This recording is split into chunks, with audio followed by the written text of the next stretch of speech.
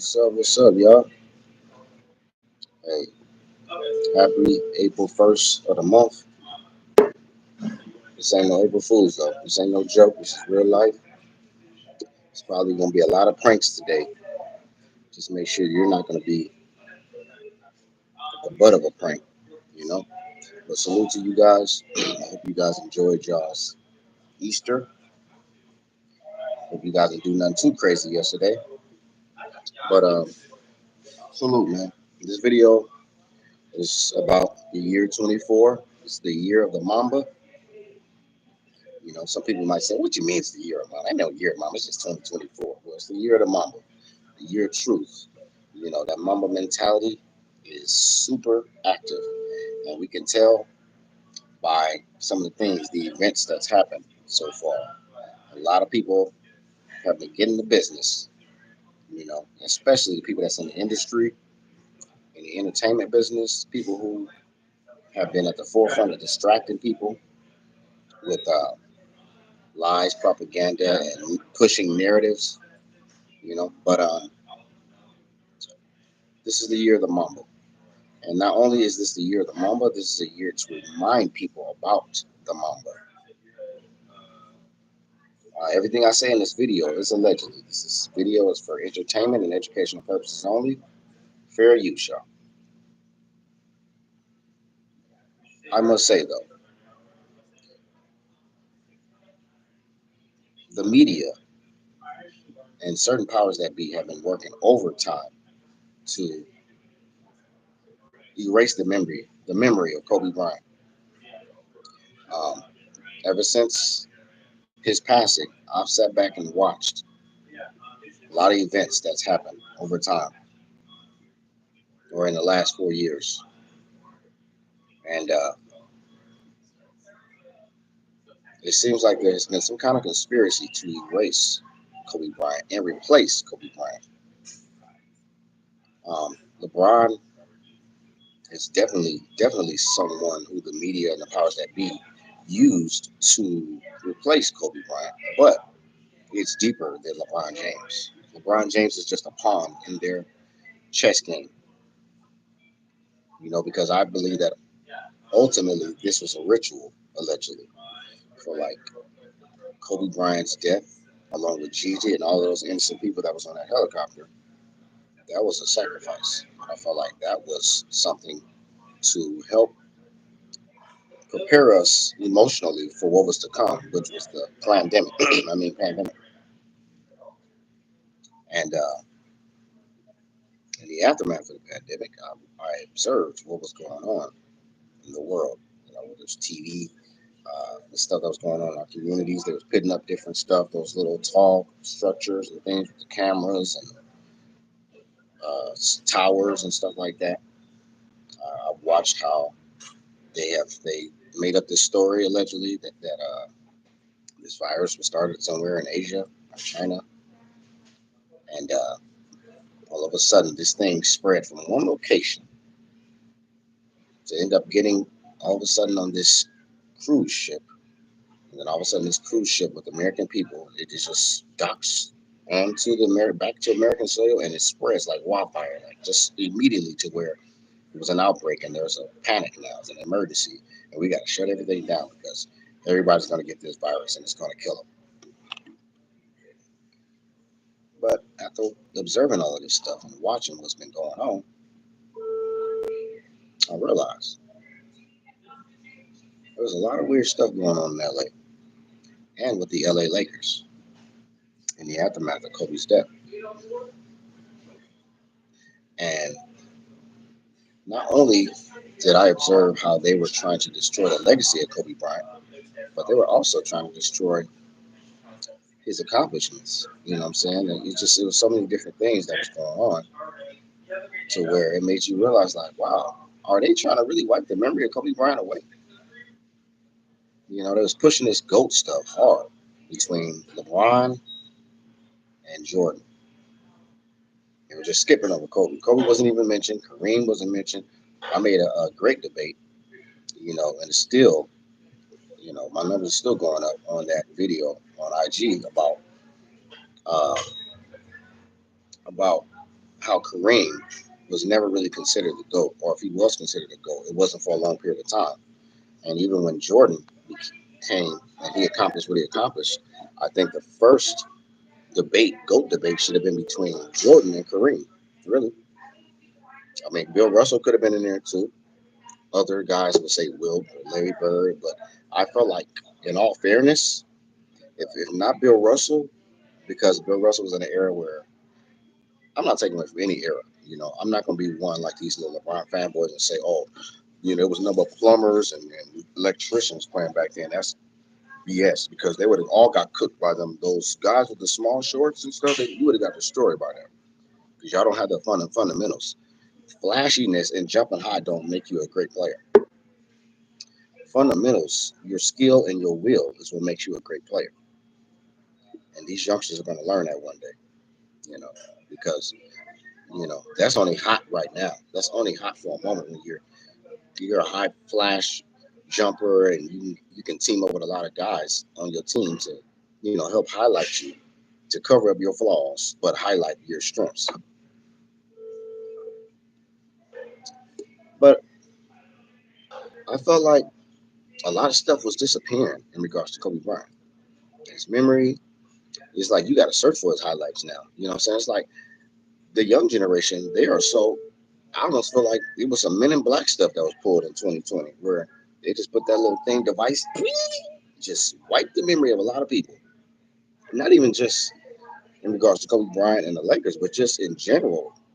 Y'all noticed, like, a lot of people have forgotten a lot of stuff since the pandemic. A whole lot of stuff that was at the forefront or that was clear is like a blur now to a lot of people. And even something as simple as a sports debate, and even the accomplishments and the reminisce, when you're going to reminisce on someone's career, it still blows my mind how people think that LeBron James, regardless of his stats, whatever stats he's been able to accrue over the years as of late, the fact that they can still rank LeBron higher than Kobe is insane to me. That lets me know they really weren't watching Kobe Bryant. They just, these must be the youngsters or the people that maybe, I don't know, took the jab or something, and they just wiped everything, the memory out of y'all cells or something, because something is wrong with y'all. To even think that a goofball like LeBron James is greater or more accomplished than Kobe Bryant. First of all, you got to have more rings than that person to even have them kind of bragging rights. And for the life of me, I don't understand how stats became more important than winning. That's like when you had a pickup game, and whatever team you on, you playing against somebody, and maybe he keep losing. You beat him like 3 straight times, but he keep picking up different dudes on his squad. All right, hey, my nigga, I'm gonna pick you up, my nigga. Yeah. We're gonna win this game, and they keep losing to you, right? And so you got the bragging rights because you got the wins. But this nigga, like, nigga, I don't give a damn about none of that, nigga.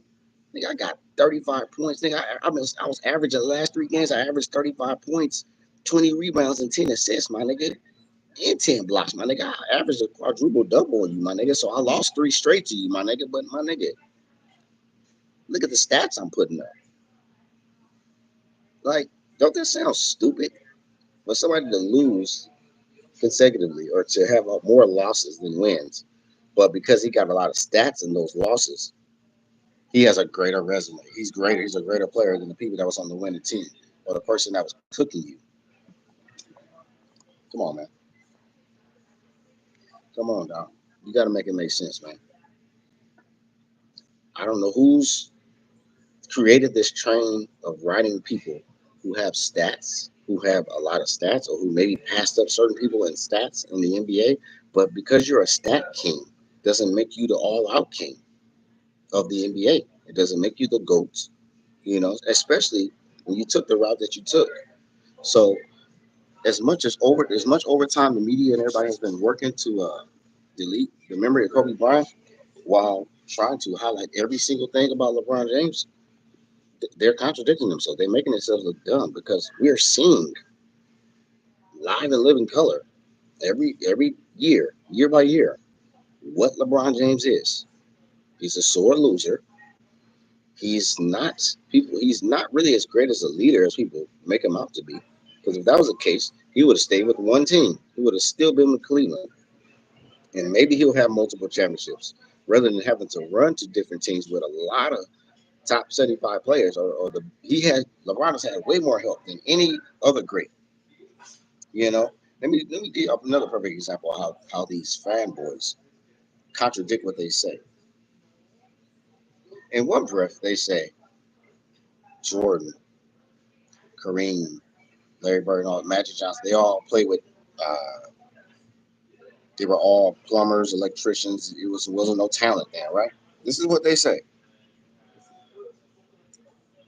And then in the next breath, when we prove or when we mention how LeBron had to run to super teams or teams that had a lot all stars and a lot more help, they'll say, "Oh no, that wasn't a super team. Magic Johnson and them, they had a super team. Showtime Lakers was a super team. Chicago Bulls was a super team. The Boston Celtics was a super team." But then you just said that they were electricians and plumbers. So how is that a super team if they not don't really have talent? According to these new generation of people, if they weren't nowhere near as talented as the players of today, they're just not as flashy. It's a lot more skills evolve. Skills gonna always evolve. But if you were living in that time, there's no way you could say you would have cooked any of them. They would have cooked you. You wouldn't have been able to out dribble them because it's great. They had great systems. You weren't playing against just one person. You was playing against a team. That's what you clowns forget. Team ball. So you might cross one guy up, but then somebody's gonna trap you, and then you force the pass. Now they're gonna force you to turn over, and now you look dumb. Now you're on the bench because you thought your flashiness and your talent is all you really needed to thrive in an era like the 70s, 80s, and 90s. Y'all weak. The youngsters of today, they can't thrive because they just like LeBron. When somebody if they don't get the bucket, oh foul, foul. No, he fouled me. Niggas is weak, dog. Feminine, spoiled, feeling entitled to certain things, and that's because Adam Silver, goofy ass, and these other clowns have softened the game so much for on behalf of LeBron James, their king, and because of that, they've made the game softer and more easier for other players in the NBA. But real talk, in the eras of the early 2000s to the 90s to the 80s and 70s, it was no holds barred. You wasn't going through the lane like that. You would get elbowed, you get punched in the face. You know what I'm saying? You're gonna get trapped, you're gonna get double team, triple team. You're not gonna just be able to just dribble as much as you think you can do like these days. And you're not gonna be able to just shoot up threes like that. Niggas will get on you at the top of the key and will work and before you get to your side of the half court to try to run your play, you might already got the ball stolen because they on you right away. So it's just a different system. So the system is more weak and more easier for you youngsters to thrive. But in regards to Kobe Bryant, Kobe was against the most talent ever. He played against LeBron, Vince Carter, Tim Duncan, the Ray Allens, the Paul Pierces, the KGs, the Allen Iversons, everybody. Tracy McGrady, he competed against everybody. So making up excuses and stories and saying, "Oh, Kobe this, Kobe that," and people try to say, "Oh no, well he was a baller. Oh, he couldn't win without Shaq. He won two without Shaq." And then people try to say, "Oh, he only got one NBA MVP. He got robbed of three MVPs. He should have got MVP in 2006. He should have got MVP in 2007. The 2 years they gave it to Nash, those 2 years should have went to Kobe Bryant, really. So he really should. Kobe should have like three NBA MVPs. Now, of course, the young Kobe Bryant, they was not going to give a young Kobe Bryant no Finals MVP. Plus, Shaq was the most dominant center at that time. He had the most dominant center and the most dominant shooting guard at that time. And it wasn't like they juiced up the super team. Kobe got drafted to the Lakers. First it was Charlotte, and then Charlotte traded the rights to Kobe to the Lakers. So Kobe became a Laker. It wasn't like it was a super team. Kobe was a young talent. And then people say, well, Kobe didn't even start his first couple of years. That's not Kobe's fault that they didn't start him. Kobe was in an era where they were treating guys who came out of high school like underdeveloped. They were not that was a different era. LeBron didn't come to the league until what 2003, 2005, and then it was a little more accepted to have high school players take on a bigger responsibility. But when Kobe came, which was he was drafted what 96, they were they didn't like him because they thought Kobe was too cocky for his age. They thought he was too young to be that cocky. They thought he was trying to be too much like Jordan, which in a sense he was trying to be like Jordan, but that doesn't mean that he didn't have the skill set and that he didn't have the potential. But it took them to get rid of Eddie Jones and Van Exel and trade him to give Kobe the starting job and to also get rid of the coach that was benching Kobe because they know. But Kobe still made history as the only player to start an All Star game while coming off the bench for his own team because they knew what the league was doing to Kobe Bryant. So they was like, look, they're not going to start you for your regular team, but we're going to start you in the All Star game because we know how good you are. We know you're better than Eddie Jones. We know you're better than Van Exel and a lot of these players on this All Star team. So you can say what you want to say. You can make up excuses, but really, the reality was it was a different era. It was coaches that if they see any little bit of cockiness in you or anything like that, they wasn't rocking with you. Why do you think Allen Iverson got treated the way he did? They didn't like that. They didn't like a man who was self confident and a man who would just not so much be undermine the authority of his coaches and staff, but a man that wasn't afraid to be himself, you know. And unfortunately, in regards to Kobe Bryant wasn't a person that's gonna kiss people's ass. Kobe Bryant wasn't participating in all their weird rituals that they wanted him to do. He wasn't wearing dresses like LeBron James, Charles King. Look, Kobe Bryant wasn't wearing dresses like LeBron James or some of these other dudes like Westbrook, James Harden, all these clowns who did the rituals, who had done whatever they could to stay relevant. But because Kobe Bryant didn't compromise himself like that, they decided to make his life a living hell. And let me tell you the story about the reason why, the real reason why Shaq left. You know, first of all, salute to you goofball fake Laker fans who left the Lakers when Shaq left. We glad y'all left anyway because we seen who was the real Laker fans, who wasn't, who was really loyal, and who's not. If you from LA like I am, you shouldn't leave the Lakers just because Kobe and Shaq had a falling out. But this is what happened. People forget that Kobe made an ultimate mistake of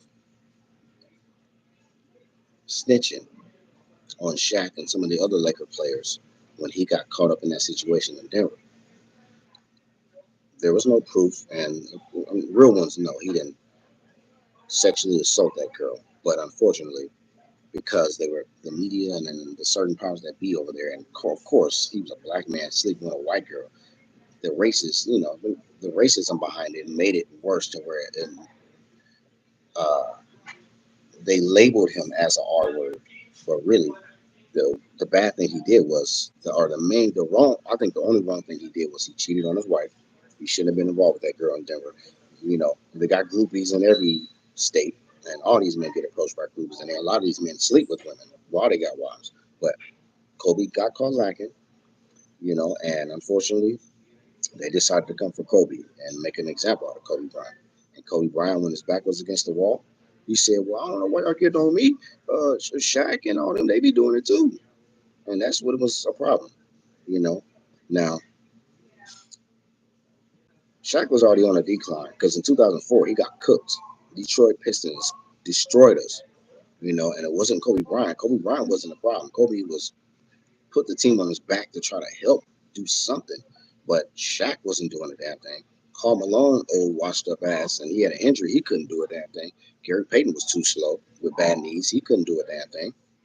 So the only ones that was really doing something was Fisher and Kobe. Really, we're gonna be real about it. Wasn't no Shaq. Shaq gave the Lakers only 3 good years. 2000 between 2000 and 2002. I mean, he had some good years before we won a championship, but I mean, I'm talking about as far as like Shaq Diesel, 2000 to 2002. That was it. That was the best Shaq the NBA saw. And then after that, he started the first trend of piggybacking on other teams and joining teams to try to get more rings before LeBron started doing it. Really, we're gonna be 100 about it. You know what I'm saying? But Shaq left ultimately, even though he didn't admit this, he claimed that he left because he felt like they he felt like he wanted more money and they wanted him to take a pay cut. That was his story, which I believe it to an extent, but I think overall he felt I think Shaq felt like Kobe broke the code, the bro code. Don't snitch. And Kobe didn't, he was young. Um, he's not from the states. He was born in Italy. I mean, he grew up his childhood in Philly, but he traveled a lot. So there were certain boundaries Kobe wasn't aware of when he was young. So Kobe had to learn and grow through that. He also realized that his back was against the wall. The world turned their back on him. So he was by himself. Luckily, his wife stuck with him, and it was just him. So his best friend was the basketball player. His best friend was playing basketball. And this is what Kobe surpassed everybody as far as skill, will, and the mindset to just destroy under all circumstances. Kobe was the uh, the standard of greatness. You know what I'm saying? So, and it showed that, when Kobe went to the Olympics, the Redeem team, these guys, the media was trying to make LeBron to be this guy. They were saying he was the best player in the NBA, but then Kobe reminded everybody, like, no, he's not the best. He don't have more rings than me. He didn't even have no rings at that time. When LeBron James was on the Olympic team, they was calling him LeBron's James because LeBron couldn't lead the Olympic team to no gold. So people was like, damn near begging Kobe, like, Kobe, can you just help these niggas, man? Like, we're so tired of these childish, goofy, you know, little young men who think they think they great. They got talent, they got some skills, but then they're not that great. All these little handshakes and doing, learning a new handshake. It's not winning championships. It's not winning the big games. So Kobe had to come in there with his serious mindset, with his mentality, and change the whole shit around. And that's when niggas got took shit serious. It wasn't a whole bunch of goofy shit and handshakes and doing all this little weird stuff. Oh no, niggas was locked in because Kobe was locked in. Kobe was not playing games with these niggas. He wasn't there to be friends with these niggas. Dog. He was there for one goal, was to win gold. And then the following year, he won because he had just came off of a finals loss to the Celtics in 2008. Came back 2 straight years after that and won back-to-back championships. Went to the finals 3 straight years, but then he won back-to-back championships. The last player to win back-to-back championships, really. LeBron hasn't done that. No, I'm lying. I'm lying. He went to Miami to join Dwayne Wade and Bosh, and they won back-to-back. My fault. They won against Oklahoma, and then they won against the Spurs. The Spurs kind of choked. They blew that, but they won. Miami won. But I mean, look at the lamps this guy had to go to get rings. At the end of the day, it wasn't respectable. You're most respectable when you stick with one team, with your team, and you grow. And you would think if you're the hometown kid and you were drafted by your hometown team, why would you leave them? Why are you not patient enough to try to get it? Don't take the cheat code route in life, because then it's going to backfire on you. It's going to tarnish your legacy, you know. And you can pay. I don't care how much of money you're worth, billions of dollars. You can try to make people glorify you. You can pay the media to push the narratives for you. But when the smoke clears, people are gonna see like, nah, he ain't the GOAT. Because it's just the route he took. You know what I'm saying? If you were the GOAT, you will your team. You know what I'm saying? The other guys, Kobe's and the Jordans, they didn't have the luxury to just choose who they want to team up with. It makes you look worse when you have the luxury to team up with whoever you want to team up with. Choose who you want to be on your team, and you still can't get it done. If Kobe had that kind of a privilege, if Jordan had that kind of a privilege, or anybody else, they would have 10 championships by now, easy. So all the excuses, man. You know, this is the year of truth. You know, and it's not just sports related. We've seen everything. Diddy is getting hell. You know, he's been getting away with the same stuff R. Kelly was getting away with. And just in a different way. Diddy is uh, I believe Diddy is a pedophile as well, just like R. Kelly was or is. But not only that, Diddy was Also, he's gay, allegedly.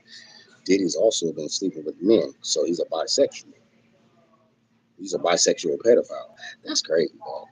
How you gonna be a bisexual pedophile, bro? It's one thing to be a bisexual or a pedophile, which is both of them. Well, if you're bisexual, that's your choice. It's bad to be a pedophile, but to be both a bipedo, oh no, throw him under the jail, dog. Hey, come on, man.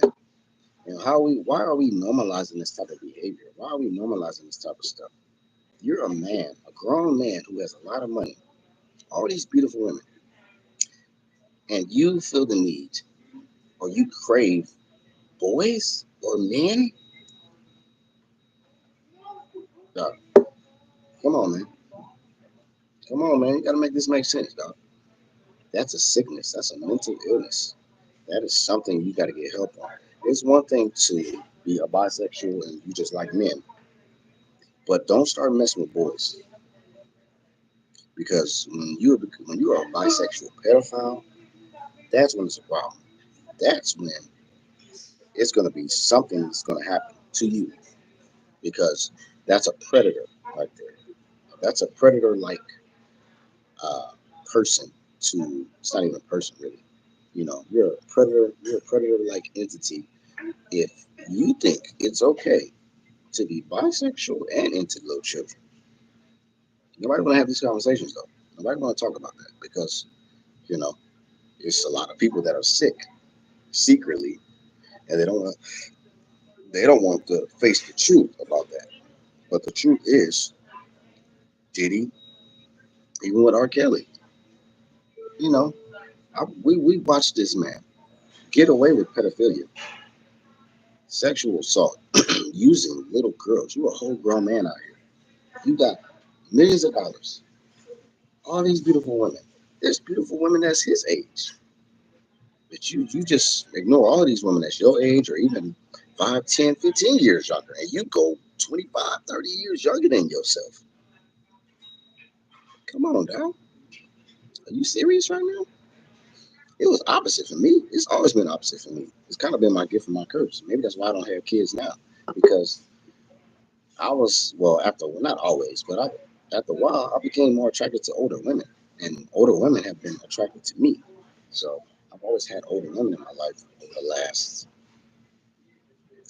10 to 15 years, you know, or at least in my age bracket. But I never have I looked, I'm 41 right now. Never have I went 20, 15, 10, look for a woman that's 10 to 20 years younger than me. And then these niggas be whole 45, 50-year olds with 19, 18, 17-year-old girls, dog. Come on. Come on. Why are we normalizing this? Why do we act like this is not a problem? This is why we are in this situation right now as a country because we allow this type of behavior. We allowed R. Kelly to do what he did. And women, especially black women, kept him relevant, kept him from behind bars by continuing to sell his concerts, throw panties and bras on his stage, uplifting and glorifying a pedophile. Diddy, same thing. We knew all about what Diddy was doing. Gene Deal was telling us a lot about what he was doing. Everybody ignored it. Everybody was still celebrating Diddy, bad boy. Take that.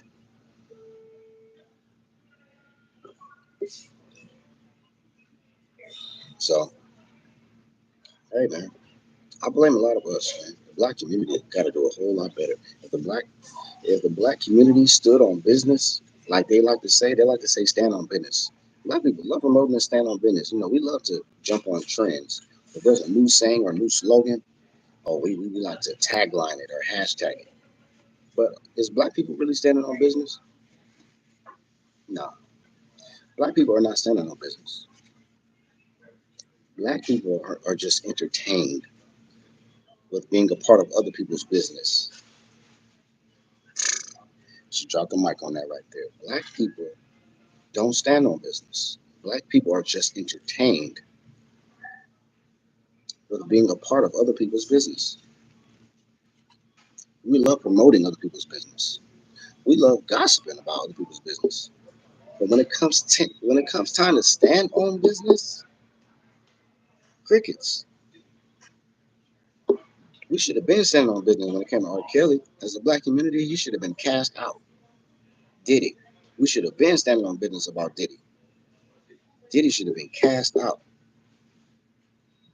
But we like to be on code. We like to protect our people because they got a lot of money, because they have a dark face, and they have a lot of money. So we should stand with them, not stand on business. We should just stand with them and support them and accept them. You know, they say God accepts you. I ain't God. I ain't accepting a motherfucking thing. I ain't accepting nobody who I don't agree with. If you're foul, and I know you're foul, or you've shown that you are foul, I'm not supporting you. I don't care what your religion says. I don't care what your belief says or who taught you what. I am not going to go along with the get along. I'm not part of the go along, get along thing. If I don't like it, I ain't with it. And if you don't like it, oh well, kick rocks. But the problem is, black people are not standing on business. We like to tag the hashtag and tagline that stuff. But when it comes to standing on business about people in our own community, we're on code. We're not standing on business. We're on code. We just want to, oh no, y'all just trying to put down a black man. Y'all trying to put a black man down. Just like even when I speak the truth about LeBron James. Niggas try to say, oh no, y'all trying to put down a black man. Okay, well, I stand on business for black men who have integrity. I don't support black men who uh, invest their money in the destruction of black men. I don't support men who wear dresses and partake in satanic rituals and who has who who become Zionists and do all these little satanic Hollywood rituals and think I'm gonna support them.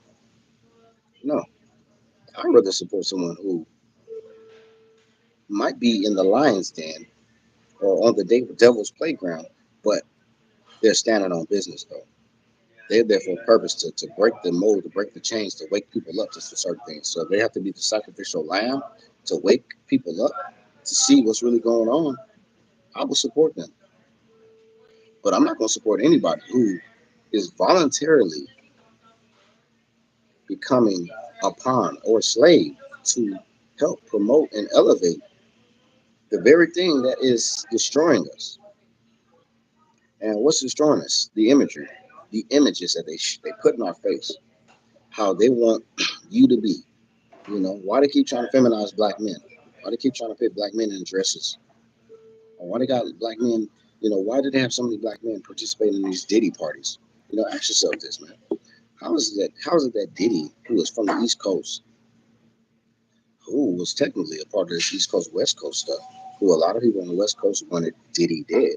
How is it all of a sudden Diddy is the face of the West Coast Hollywood parties? Who took the green light off of Diddy? How was the green light on Biggie, but then they put a red light on Diddy? So it was more of a green light on on Biggie than Diddy. Diddy was one of the most snakish, manipulating ass niggas in that time. Nobody trusted Diddy. The only lack of trust we had for Biggie was the fact that we knew that it was a possibility that Biggie, along with Diddy, set up Pac in that first shooting in New York at that studio in that elevator. But other than that, Biggie been low key. He just more his craft, do his little records and be competitive and battling, going back and forth. But Diddy, how is it that Diddy not even be considered a threat anymore or considered a target? If that's how it really played out, that it was a hit. But Diddy ends up becoming the face and the ringleader of these Hollywood parties in the aftermath of both Pac and Biggie dying. I gotta stay awake, man. I gotta peep it for I gotta peep the game for what it is, dog. And while he was in Hollywood, doing all the being the face of these Hollywood parties, being from New York, We started seeing a whole lot of celebrities, weird faces, rappers, and actors and entertainers at these Hollywood parties, in pools with Diddy, or in weird, zesty pictures with Diddy. It makes you wonder, like, damn, who else was involved in some of the weird stuff that Diddy was doing?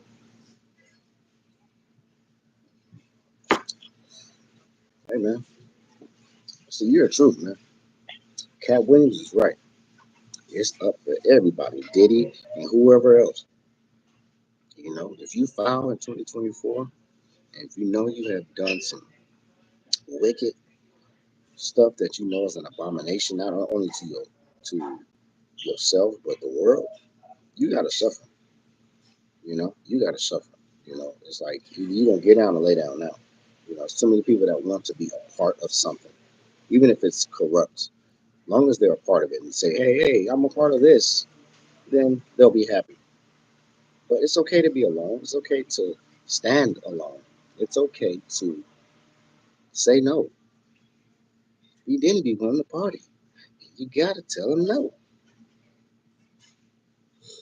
So just like when we grew up, the DARE program, just say no. Just say no, man. It's all right to say no. You don't have to always be a part of the circus. Why don't you just watch the circus and look at all the characters that's participating in the circus and ask yourself, is this really something that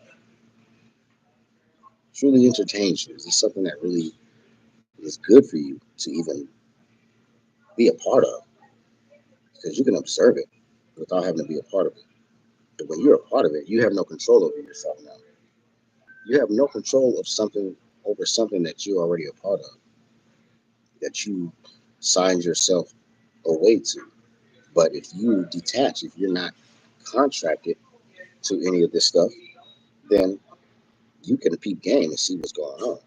And I think that's the reason why a lot of people are missing or not seeing what's really been going on because they're so busy being a part of it. They're consumed by it. They're so deep into it that they don't even see the outside. They don't see the way things I see and some of us see. So, you know, stay on your own journey.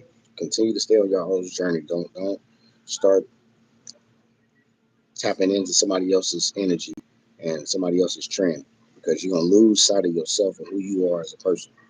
So just continue to be you. Um, and also, this is the year of the 24, so let's keep the Mamba mentality alive, um, and keep the memory of Kobe Bryant alive. Because believe it or not, Kobe sacrificed himself for a lot of people, for a lot of us. I'm not talking about like us and Jesus stuff, but I'm just talking about just as far as uh, he left behind energy that will never die. And the Mamba mentality means to give 100%, give your all into whatever you put your mind to, whatever your goals are, your aspirations, your dreams, work towards it. But you can't be part time. You got to go full throttle, and you can't try to be the best version of someone else. You got to be the best version of yourself. Also, the Mamba mentality is no fear. You can't walk around, you can't thrive in this life being a fearful person or worrying about what people are going to say or what they're going to do. That's also the Mamba mentality. No worries, you know, all pedal to the metal. Know when to hit your brakes now. Know when to rest, but at the same time, internally, don't rest until you have met your goal. So remember that. But there's going to be a lot more stuff happening this year. It's just getting started. This is the first of the month of April. Expect a lot more tornadoes, y'all, hurricanes, tsunamis, earthquakes, and a lot more celebrity mysterious deaths. That's going to be happening too. But men, hold on to your integrity. Stop being a sucker for love for these females who don't mean you no good. If you only look at this woman and it's just for lustful purposes, don't invest your time and energy in her. You know, women, don't make yourself a property to a man. Guard your mind, body, and soul. Whoever you open yourself up to, make sure you trust that man and make sure that that man values you and don't and looks at you more than just a piece of meat. You know what I'm saying? You know, it's easy for a man to use you as a pleasure box, but you got to show that man also that you have some values and integrity and you have some love and respect for yourself. So don't put yourself out there like you for the streets all the time because you're going to attract what you present out to the world. You know, just like you go fishing, whatever bait you put on that pole is going to attract that particular fish. If that fish has an appetite, it's all depend on your bait. There's different fish out there in the sea, and not every fish like the same type of bait. So you got to be careful what bait you put out there, so you don't bring in the wrong fish. You want to bring in the right fish, put out the right bait. If you going out in the streets, if you looking like you be on Figueroa half of the day, and then the other half of the day you sleep or in a strip club, what kind of fish are you going to attract? You know, just a thought. The same thing for you men. You know, your bait as well. You know, a lot of y'all throwing bait out there, and y'all using money as y'all's bait. But what type of women are y'all attracting with that money bait? The wrong type of women. The women that are for the streets, the women that don't value themselves, the women that are probably carrying a lot of diseases and viruses and bacterias and stuff like that. Those are the type of women y'all attracting and having babies with. Some of them women are y'all's baby mamas because y'all use the money to attract them. It's just a thought. Hey man, y'all have a great day, dog. Make this a great week. Don't fall for no April Fools jokes and don't fall for no tricks, man. It's a lot of tricks out there, man. It's a lot of traps. And it's more traps for your mind now. It's not traps for your body. It's for your traps for your mind and your soul now. You know, and if you're not guarded in any kind of way, shape, or form when it comes to your soul, you will be easily trapped into something. Y'all be easy, dog. You're the Mamba, man. Rest in peace, Kobe.